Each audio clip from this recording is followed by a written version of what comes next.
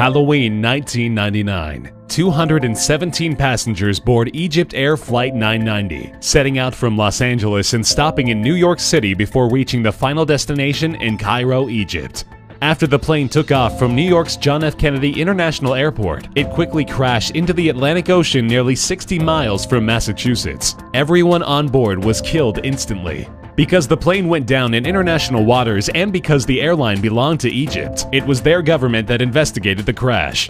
However, seeing as though they did not have the resources to investigate, the National Transportation Safety Board and the FBI were called in. Their findings proved to be underwhelming, as the FBI stated they believed the first officer of the plane meant to commit suicide and kill everyone else on board. In the flight recordings, the pilot can be heard exiting the cockpit to use the bathroom. The first officer is heard repeatedly muttering the phrase, "I rely on God," before locking the engines. The pilot returns and attempts to correct the plane but fails in doing so. There are many who doubt the first officer was merely suicidal. Many believe he was a jihadist terrorist. Despite that belief, no terrorist organization claimed responsibility for the crash, so there remains an uproar in the aviation community what the real cause for the crash was. August 14, 2005. The Helios Airways Flight 522 from Cyprus to Greece ends in a devastating tragedy. There are multiple theories as to why the plane went down in the mountains, and numerous investigations seem to put some small pieces of the puzzle together.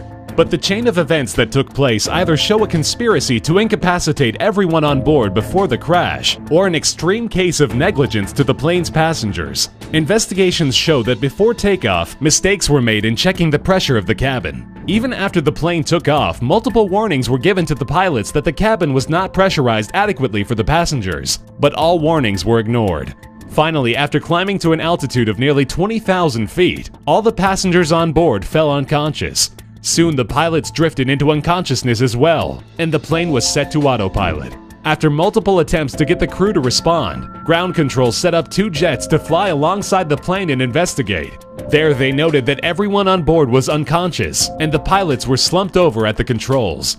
A flight attendant on board who managed to stay conscious after using a personal oxygen tank attempted to fly the plane to safety, but his training was limited, and the plane crashed into the Greek mountains. All 121 people on board were killed. Now conflicting reports say that it's possible the passengers died while they were in the air, rather than in the crash, and the